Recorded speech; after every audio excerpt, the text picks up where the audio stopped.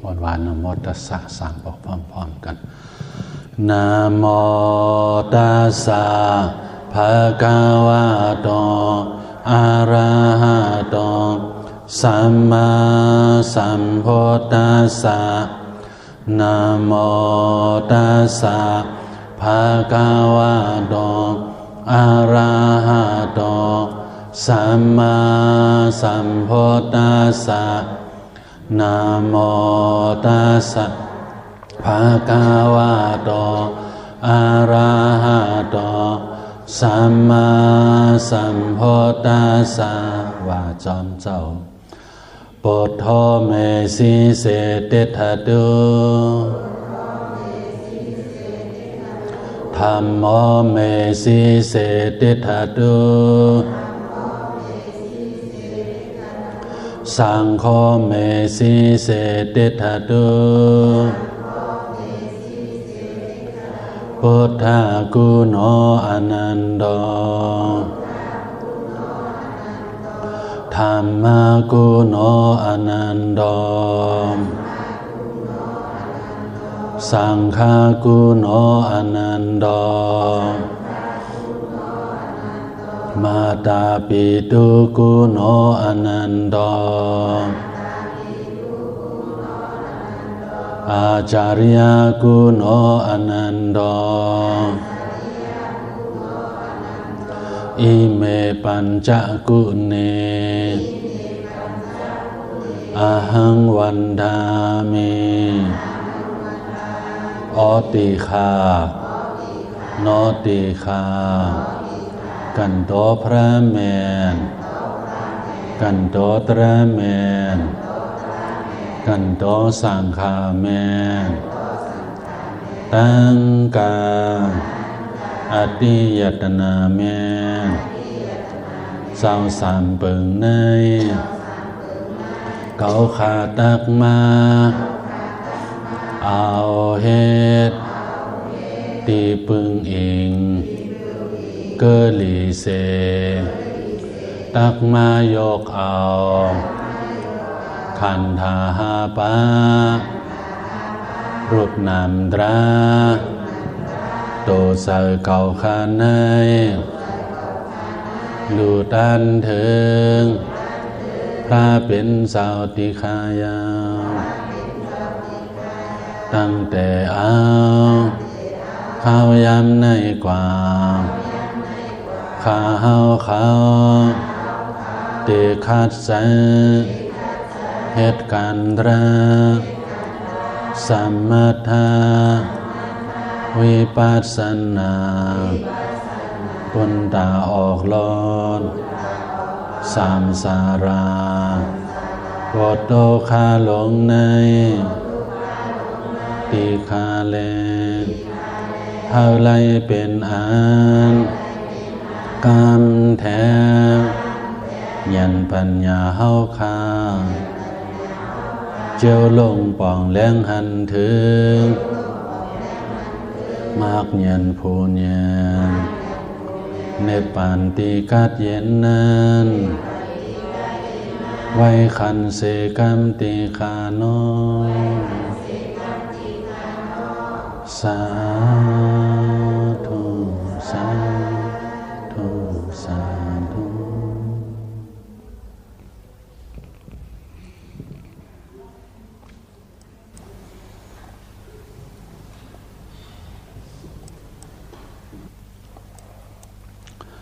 อ่อนกันเอาตราในสายใจกูพามันมือลมเข้ามาก็เห่อหูมือลมออกขวาก็เห่อหัวลมเข้ายาวแลสึงลมออกยาวแลสึงลมเข้าปอดแลสึงลมออกปอดแลสึงให้มีลองตามหูดีลมเข้าลมออกโดนตัวเจ้าเก่าพามัน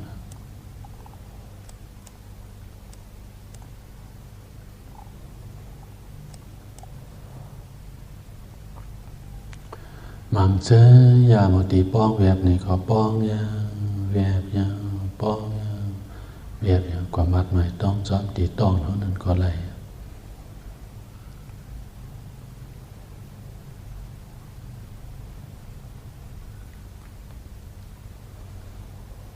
เฮามัดหมายต้องจอมตีลมเข้าลมออกนั่นแหละสังกว่ามัดหมายต้องจอมตีต้องเนาะนั่นแหละสังปอดตอนไหนเฮาตึกพองค้าเจอเฮานิ่มเพราะว่าเจอเฮานิ่มมาในเฮาเหียนปัญญามันตีออกมาเสร็จตีหันลองมันเปลี่ยนมันลองมันเปลี่ยนมันรู้มันเมียนสิจะตีตัวเฮาเจอเฮายามบ่เหลียวเจ้าแน่นำสอนเฮากว่าเอามือเขาก็เย็บที่เส้นลึกชีพจรของเขามันตอดตรอกก็หู้จอมตีนั้นสัจจามันมีอยู่สองปึงสมมุติสัจจะจึงตั้งขึ้นปรมัตถสัจจะเขารู้เหตุผลหู้จ้าสัจจะสองปึงนี่เสด็จหมออยู่เสาจอน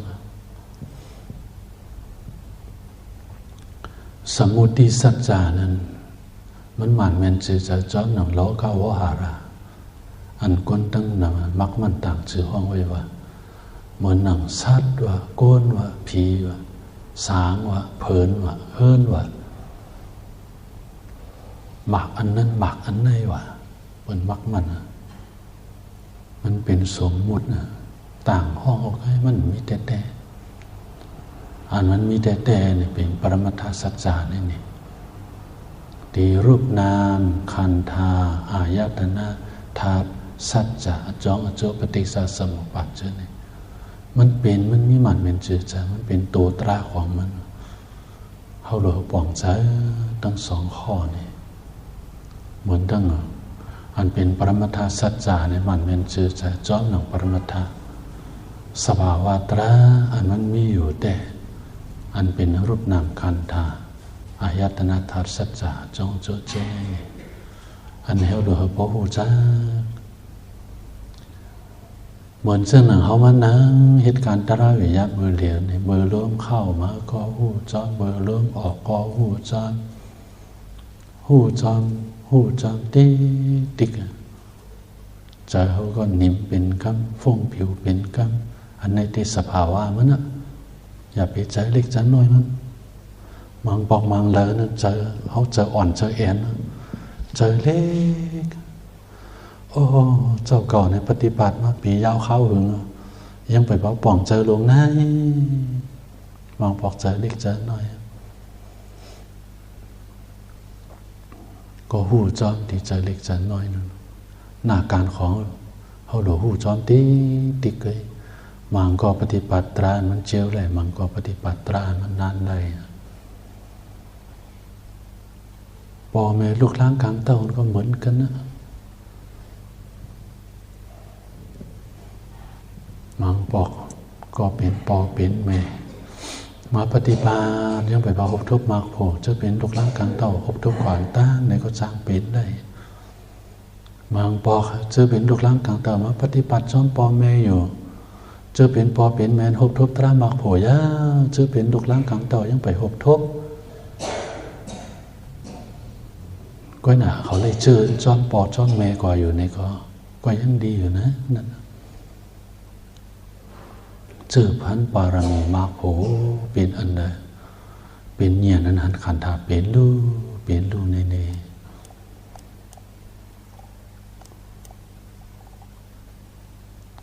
มือเริ่มเข้ามาก็เห่อหูมือเริ่มออกกว่าก็เห่อหูจ้อง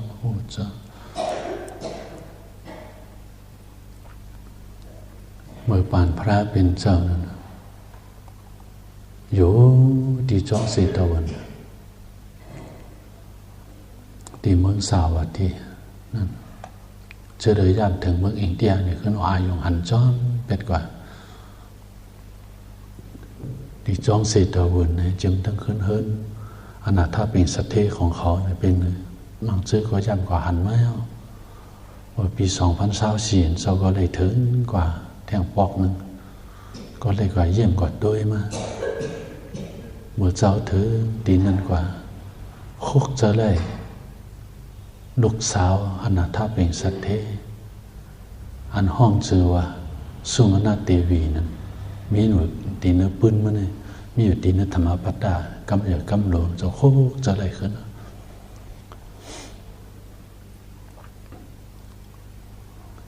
อันเป็นลูกสาวถ้าเป็นสัตย์อันเป็นสุมาณเทวีเนี่ยมีปอกมันอยู่ดีมากมันนางเลยนะหบทุพันถึงจันทราสกัดากามีมากกว่าเสร็จเลยเป็นสกัดากามแล้วนะยังเป็นนางอีสาวก็อันเป็นปอมันเนี่ยสัมเป็นโซดาบันไงนี่ปึงกันนะปารามีอัจฉริวันหนังเพอมันที่หัวเอิ้นเย่ของเขานั้นพ่อเนื้อลิกลาดวานในเต้อันเขารู้ตานเขานำซ้ำปั้นด่วนดุมหน้าเจ้ายันสังขารนี่หนึ่งวันในสองเหงเจ้า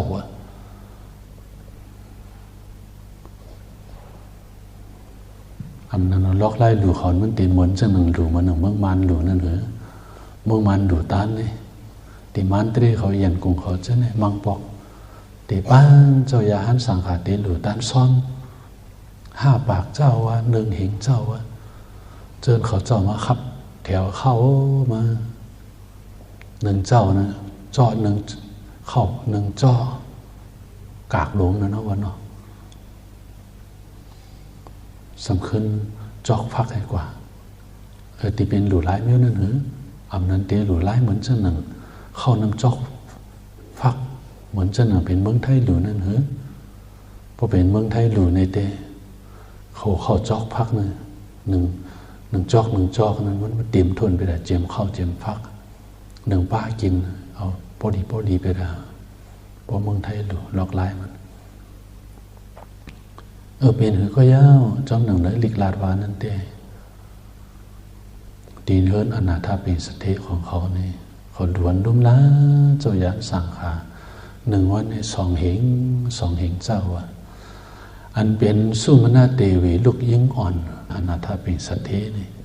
ได้ล้วนดุมล้าเจ้ายันสังขาจึงสำในถอนตรากำสั่งกำสอนตาเสกูมือกูวันเลยเหยียนก็ด้วยอันเป็นนูสุดกว่าอันเป็นนูสุดกว่า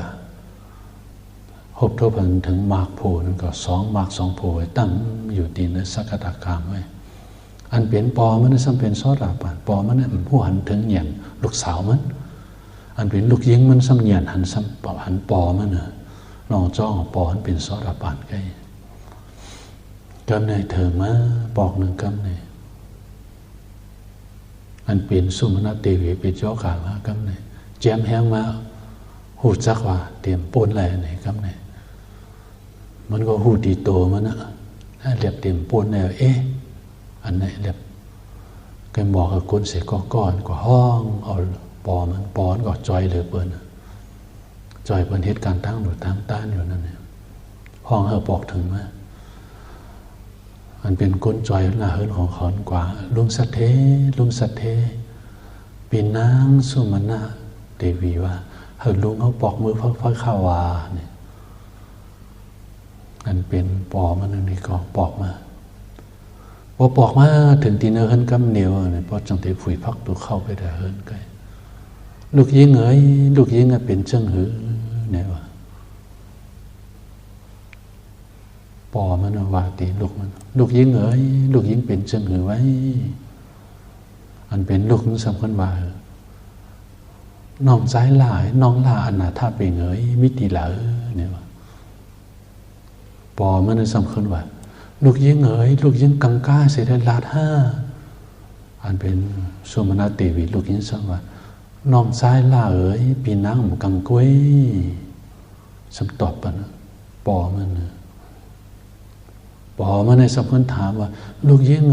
ลูกยิงได้เป็นทั้งเป็นเช่นไหนเนี่ยลูกยิงได้กูตายลูกยิงได้มีทั้งกูมันเป็นลูกสาวมันนั่นก็ลูกยิงสำคัญว่าน้องล่าน้องใจปีนังกูก้วยลาดอีสังมาก็น้องใจเก่ามันปันสติเช่นไหนปีนังเปิดน้องล่ามาก็น้องล่ามาเนี่ยก็ปีนังตีกว่านะ ทำหืมน้าเลยครับเนี่ยฟ้องล้าอยู่ว่าปีนังดีกว่าเยอะเนี่ยหลัดน้องหวานน้องหน้าหวานน้องใจเขาน้องใจเขากว่ามันเป็นสุมาณเทวีนก็สิ่งกรรมสดมนมันตีนั่นเนี่ยตายกว่าครับนี่ก็ถึงตีละถึงตีเมืองผีตุกสีตาไปดาวนี่ครับอันเป็นปอมันนี่เตะสัมหูจักลองจ้องว่าลูกสาวมันพอหกทบตราเนี่ย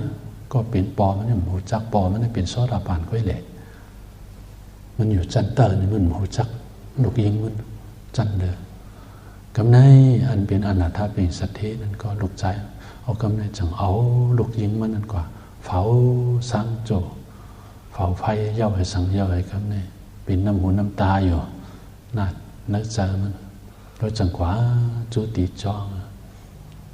พอก่อนถึงตีจ้องในก็หน้าตามันพอจนเสือในพระเป็นเจ้าก็ถามว่าฮิตจังตะกาลงสัตเทเอ๋ยมาที่ไหนด้วยหน้าตามันจนเสือหน้าตาข้ามจนเสือค่ะลูกยิงข้าในมันสิ่งขามสุดมนกว่ามันสิ่งขามสุดมนกว่าตะกาลงไหมสภาวะตราเนี่ยพอก่อนปุ่นรถได้ข้าเขาป่องเจ้าอยู่ข้าพอมปุ่นรถได้ก็หนาลูกยิงข้าวเนี่ยเหตุการณ์รีเพราะเป็นทันในเมื่อมันเตะตายมาเนี่ยโดยหรือมาตายดัดกังก้าให้จังเตะตายเป็นก่อข้ามันดัดจังหือหล่ะมันดัดว่าข้าวเป็นน้องใจหล่ามันน้องหล่ามันจังไหนที่ติคันนี้พระเป็นเจ้าข้าว่าลูกยิงเป็นจังหือมันสมบัติน้องใจหน้ากำเนิดหลัดออกมากำเนิดน้องใจเขาอยู่ที่ติ๊กนี่กำเนิดพระเป็นเจ้าจังหวัดตะกาลงอันลูกยิงตะกาวสิ่งกามกว่านั้นอำเจอเลยว่ามันหลัดกังก้าเสียได้กว่าอำเจอมันปั่นสติติตะกาวเสียได้กว่าพอเดียวสมมุติที่สัจจาลาดวาในเต้พอเดียวสมมุติว่าเอาในเต้ปิ้งเงียบว่าเอาในเต้ตะกาวเปลี่ยนปอมันนางพอเดียวจันทราโลกุตระลาดวามาปนไหนอันเป็นลูกยิงตะกาวนั้นถึงตีสองบากสองโพเป็นจันทรสกัดากลางนี่แหละอันเป็นตะกาวจำเตถึงตีจันโสดาปานในกุ้ยพอเอาจันทราลาดวามาปนไหนลูกยิงตะกาวมันสูงหรือเสียตะกาวเลยมันจังหวะน้องล่านี่จังหวะน้องใจเก่าไหนเพราะนั้นย้ำหมดเลยลูกยิงข้าวสมมิติเลยค่ะพระเป็นเจ้าค่ะย้ำเดี๋ยวมันสิ่งรับตาเรื่องเมืองกว่าเยอะนี่ก็เกิดดีเมืองผีตุกสีตาปุนนี่อันเป็นอนาถาเป็นสัตเทนจังว่าพระเป็นเจ้าข้านอเพราะนั้นลูกยิงข้าวเนี่ยเมื่อยังมีอยู่ตีเนื้อเมืองก้นนี่ก็อยู่ตีเนื้อแก่กลางพ่อแม่พี่น้องเจอเคยเลยคัดใจเย็นใจแหละว่าเสียตายสำเร็จถึงตีแบบนั้นกว่าอันว่านั้นมันก็จอมอนาถาเป็นสัตเทละจังนั้นกว่าเราในพระเป็นเจ้าก็ว่าพวกกูก็อัดในเหตุการณ์ตั้งดีไหนว่าตีเนื้อปานภาวาในก็ได้มีหันใจผมจมเจอตายกว่าในก็เลยมีลงทั้งหันเจอจมเจอตีเนื้อปิสุปันภาวะเลยภาวะตั้งนานนั่นในก็มีลองในสักผมจมดีนะในว่าเก่าในเลยเหตุการณ์ตั้งดีว่าเยอะนี่มีห่มจมนะพอหดถึงตีสุขติผงกว่าในก็สำเช้ในห่มจมจ้องหรือเสียงนั่นนี่อันในมาตีนนะธรรมปัตตานั่นนะลูกยิงมันเป็นสกตากรรมโสดาปันในมีอยู่3 มิ้วสกตากรรมในมีอยู่5 มิ้วนี่ตีไหนโสดาปันในเอกาปิจิโสดาปันโกลังโกละโสดาปันสัตตคัตตุงปรมาโสดาปันในเป็นโสดาปันมาอันวันผู้กวนเป็นอุสุดกว่าเย้าว่ามังก็นั้นเองตรีมันเก๋อยู่ก้อยหนาตั้งหนามันไปว่าขึ้นไหนศรัทธาวิริยะสติสมาธิปัญญาตีเนื้อเองตรี5 เปิงเนี่ยมันห้าวแห้งดีก้อยหนาเฮ็ด ก็ไปป่าขึ้นไหนยังตึกไปป่าขึ้นไหนปารามีจ้องวันหนังส่งมาถึงในเนื้อจัดเนี่ยเองตรีมันเก๋เฮงก็ไปป่าขึ้นไหนยังดูเลยว่าเกิดเที่ยงเนื้อโลกาโครงการมาในจัดเนื้อว่าจังหวะเอกปีจิโสดาปันข้อหมายสองก็หลังก็ละโสดาปันในสำคัญไทยเขาเด่นนี้ว่าตระกูลสุดตระกูลเนื้อจื้อคือสู่จอมจื้อคือตีเนื้อฝ่ายมันเนวาไว้ในเตสองจัดต่อหกจัดว่าสองเองตรีจิ้วแก่เพิ่งในก็ตีเข้าเลยตีเนื้อสองจัดสามจัดในก็สังว่ามันเองตรีนปล่อยหลาดรวมในก็ตีกับหกจัดเนี่ยว่าตีเนื้อฝ่ายไทยเนื้อภาษาอังกฤษตีนี้ว่าไว้สองจัดสามจัดสัตตคดวงปรามาโสตาปันอันว่าเนี่ยมันอยู่แถวเจ็ดจัดก้นโกดมันเองตรีมันยังตึกหลาดรวมอยู่หันเป็นโนสุดจะเป็นโสดาปันเนี่ยเองตรีมันเนี่ยยังตึกอ่อนเพราะว่าก็ดูกว่าแถมเจ็ดจ้าว่าอันเป็นสักกะกรรมนั้นซ้ำมีอยู่ห้ามีว่ามันต้องเป็นนางสุมาณเทวีเป็นจันทรสักกะกรรมส่วนใหญ่อริยาเขาเจ้าในเตหันอยู่ตีเนื้อดิกเนี่ยอริยาโสดาปันสักกะกรรมเขาเจ้าเนี่ยเพราะว่าสิ่งกว่าเยอะในก็ถึงที่ทุกสีตาใกล้ๆหันอยู่จังไหนสักกะกรรมมีอยู่ห้าเมียวอันว่านั้นมังก็ในหกทุพันถึงโสดาปฏิมรรคโผในสักกะกายมรรคโผเยาเสเป็นสักกะกาไม่อยู่ดีเนื้อเนี่ยอยู่โจพองเนื้อมิสัยเจออยู่ในอยู่ดีเนื้อจันสักกะกรรมจันสักกะกรรมจันสักกะกรรมอยู่กับเองตรีมันเงียนมันยังไปปะขึ้นเลยก้อยหนาพอมือจำตีตายมาเนี่ยครับเนี่ยเงียนปิญญาณมันยามหันขันดาเป็นดูจังเนี่ยขึ้นตัวหันเป็นดูนั้นสุดเป็ดกว่าจันหนึ่งกับจันนึงทั้งสองจันตั้งนานเข้าสู่ถึงได้อนาคามีมากกว่าอรตามากโพเสเลยขึ้นเข้าสู่ในป่านะดีเนื้อจัดในกำเดียวอันนี้เป็นเมี้ยวหนึ่ง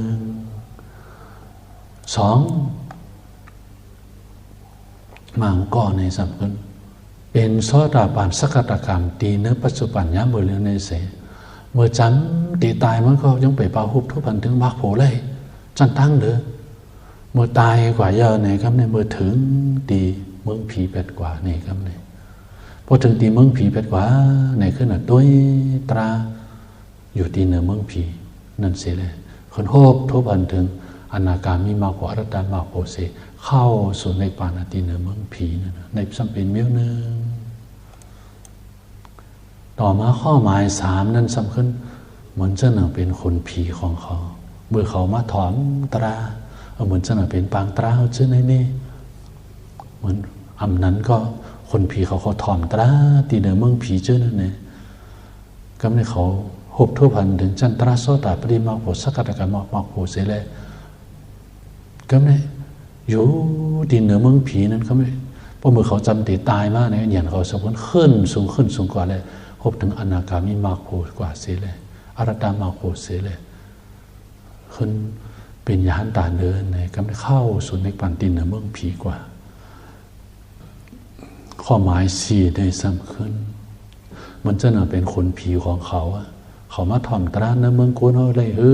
อำนั้นก็เขาถ่อมตราตินเหนือเมืองผีนี่พบทุกพันถึงจันตราโสตปฏิมาโพสักกะกรรมโพตินเหนือเมืองผีนั้นยาวเหเลยครับอยู่ตีเหนือเมืองผีนั่นก็ในมนต์กุศลของเขาตีเมืองผีบ่ได้ในแค่ดวงมาเกิดในเมืองโกนมันในโลกาคนมาหบทบตราตีเหนือเมืองโกนเนี่ยสำคัญหบทบได้อนาคามีมากกว่าอรตามากกว่าเป็นยานตากว่าเข้าสู่ในป่าอันนี้เป็นข้อหมายสี่ต่อมาสักกะกรรมก็หมายห้าในสำคัญเป็นหืออันว่านั้นพบทบหันถึงจันตราโสตปฏิมาโพสักกะกรรมโพเนื้อเมืองโกนนี่นะจันตั้งดังเราก็ไปพาขึ้นได้เที่ยงคำเดียวเมื่อมันรับตาเรื่องเมืองกว่าย่าตายกว่าอยู่ถึงตีเมืองผีคำนี้พอถึงตีเมืองผีตีผ้าคลุมเดินนั่นยาวคำนี้อยู่ตีเนื้อผ้าคลุมเดินนั้นอยู่ตัวพอถึงอายุไขตีเหนือเมืองผีมดยาวไหนก็ขึ้นโด่งมาเกิดแต่ตีเหนือเมืองโกนเทียงพอ อลงมาเกิดตีเนื้อมึงก้นนั่นไหนกำไหนขึ้นมาหกทบตราเที่ยงจันทราอนาคามีมาโพอรตามาโพสิเลยขึ้นเป็นยานตาเข้าสู่ในปานตีเนื้อมึงก้นนี่ขึ้นจังเพราะว่าสักตากามีมาโพไหนพวกกูเป็นสักตากาไหนมันเดมาแท่งปอกหนึ่งตีเนื้อกามาล็อกขาหนูไงพอเป็นซอดาป่าแน่เองตรีมันแก่นั้นเอกาปิจิซอดาป่าเนี่ยมันเนื้อล็อกขามันตีอยู่แท่งจัดนะเนื้อกามาโค้งกามานี่อันเป็นสักตากามในซ้ำอยู่ในเมืองโกเนี่ยมันโหบทบจันทราซอดาปริมาโพสักตากามาโพเป็นสักตากามยาวถึงตีเมืองผีกว่าถึงตีเมืองผีเนี่ยก็ยังไปประหบทบตราตีเนื้อนั้นสำคัญอายุไขบดเอาขึ้นว่าเกิดแทงตีเนื้อมันก้นจังว่าสกัดอาการมันตีมาเนื้อโลกาในแทงปอกเนื้อดิอันไหนเป็นซึ่งก็ยาวอติกาปึงเขาโดดด้วยเป็นดูกว่าก้อยละนางสุมาณาเตวีนั้นนกยิงอนาถาเป่งสัตเทนั้นมันมีเนียนหู้จักปอมันเป็นซอดาปานไงมันซ้ำเป็นสกัดอาการล็อกไล่หู้ซ้ำเตะหู้เลยจึงในดินในปวันเนียนเขาตัวเป็นรูติก้อยหรอจันทราจันหนึ่งในจันหนึ่งมันเหมือนกันนี่ความอันว่าปริกรรมตราอันว่านั้นนี่นะปริกรรมตราปริกรรมอันว่านี่มาติภาษาปาลิปริกรรมมาปริกรรมมาอันว่าเนี่ยดองเขาห่างแหนนั่นนี่เหมือนจังหนึ่งปอสินแม่สินปอยกกีแม่ยกเกี่ยวขติมาปฏิปัตตราตีในห่างแหนเคืองโคเคืองเจ้าตั้งที่เจ้าเก่ามา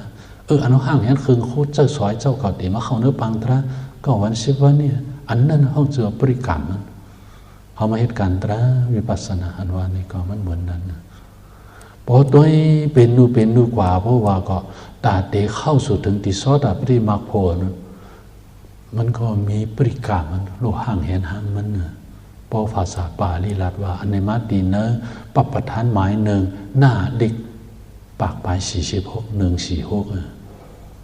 ปฐมมัสสะมัคคะสะปริกรรมังปฐมมัสสะมัคคะสะอุปาณิสยปัจเจนะปัจจโยทุติยสะมัคคะสะ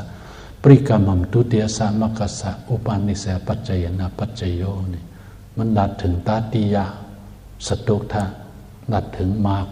จั่นหมาย1จั่นหมาย2จั่นหมาย3จั่นหมาย4อันเหียนเขาตัวมันเป็นรูเช่นเนี่ยเหียนขันธาเป็นรูเช่นเนี่ยเป็นปริกรรมพอปฏิปัตตรามาติติพอเหียนเขาแก่มาติติ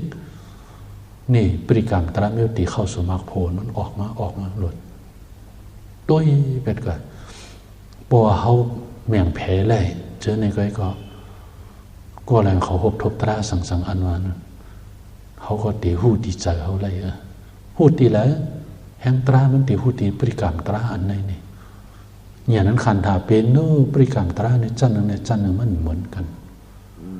ความในอมสืบด้วยเป็นดูกว่าติกจิกโอต่อไปดินต่อจิกโออย่างนั้นหอนขันธาเป็นดูอันไหนยาวเป็นเส้นทางออกหลอดมังคำใจดีมังคำใจให้มังคำมันคมดิดตดมังคำมันตอดมันเต้นสภาวะตีโตตีใจอีสังปอมาว่ามีสภาพเปลี่ยนทั้งดูไปพอเนี่ยนะหูจ้อมแบบติ๊กอย่างนั้นเนี่ยนะมันที่แก่ขึ้นมาโจพองตัวเป็นดูอยู่มังก็หันเป็นดูมันจอดทั้งตัวเสียเลยจังแต่หันเป็นดูสุดกว่าเลยมังก็นั้นเป็นดูเขายังไปหันตั้นจอดตัวก็หน่อยมันมีแห้งสมบูรณ์หันเป็นดูสุดกว่าเยาแสมังก็เนี่ยก้อนหนึ่งในก้อนหนึ่งมันเหมือนกันอยู่ที่ปารามีจ้องวันหนึ่งของเขาวันสุดโดยตราว่าก้อยเส้นทางมันมาเนี่ยภายหน้าเป็นดูภายหลังเนียนจอมหูลูแลหูกึกกันเตเจียวหันเน็บปันหันอันเลยเฮยักมักอันเลยเฮเอาผ้าเป็ดเขาเดิมนะอ่อนสุดโดยตราเนื้อตัวน่าจะเจ้าก็เพิ่มมันกว่าเอาเหตุการณ์ตราวิปัสสนาอันว่านี่เขาถึงตีเลยจังตีเย้าโตอันว่านั้น1ด้วยหันขันธาเป็นดู2หันขันธาเป็นดูเพราะจัน3 หันขันธาปีนูโปสุจังตีเยาตัวอันสืบด้วยตราเนตัวเนจะเจ้าก็เพิ่มมันกว่าผู้อันเปิดปาตราติเปิดปาผู้นั้นอยู่ตราติเปิดปาผู้นั้นอยู่เขายานมีกาขันเขายานมีกาขันเขายานมีกาขันอ่อนกันใจเขายานให้เป็นพรนี่กูเพิ่มมันอ่อนสืบด้วยตราเนตัวเนจะเจ้าก็เพิ่มมันกว่า